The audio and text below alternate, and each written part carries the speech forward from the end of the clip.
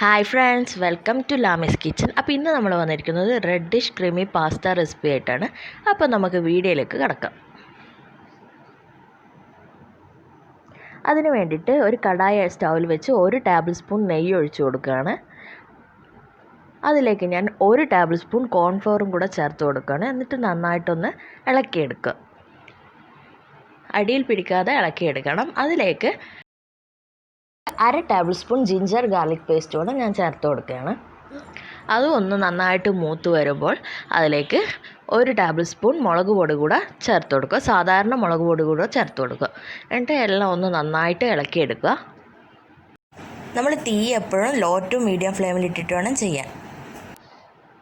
പിന്നെ അതിലേക്ക് നമുക്ക് വേണ്ടത് 1 കപ്പ് പാലാണ്. ഞാനിപ്പോൾ 1.5 കപ്പ് മാക്രോണി പാസ്തയാണ് എടുത്തിരിക്കുന്നത്. അതിന് 1 കപ്പ് പാൽ എന്ന അളവിലാണ് എടുത്തിരിക്കുന്നത്.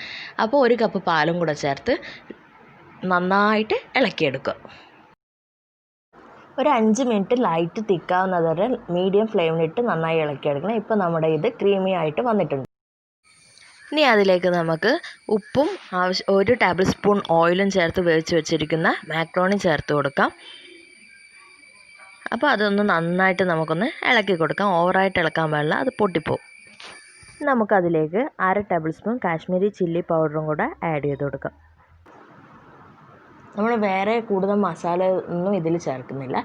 ഇനി അതിലേക്ക് നമുക്ക് വേണ്ട എന്താ വെച്ചാൽ 2 ടേബിൾ സ്പൂൺ സോസ് ഇല്ലയെന്നുണ്ടെങ്കിൽ കെച്ചപ്പ് ചേർത്താലും കുഴപ്പമൊന്നുമില്ല.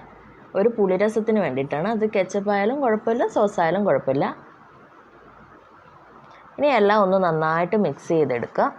കൂടുതൽ മിക്സ് ചെയ്ത് മാക്രോണി പൊട്ടിക്കാൻ പാടില്ല. മാക്രോണി ഓൾറെഡി വെന്ത് കഴിഞ്ഞതാണ്. അപ്പോൾ ഏകദേശം നമ്മുടെ പാസ്ത ഇവിടെ റെഡി ആയിട്ടുണ്ട്. ഇനി ആവശ്യത്തിന് ഉപ്പും കൂടെ അതിലേക്ക് ചേർത്ത് കൊടുക്കാൻ മറക്കരുത്.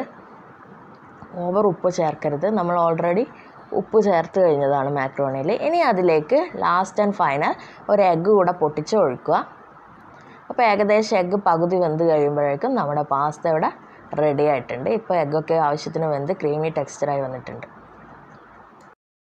അപ്പോൾ നമ്മുടെ പാസ്ത ഇവിടെ റെഡി ആയിട്ടുണ്ട്. എല്ലാവരും ട്രൈ ചെയ്ത് കമൻസും ഫീഡ്ബാക്കും എന്നെ അറിയിക്കണം. Okay, thanks for watching.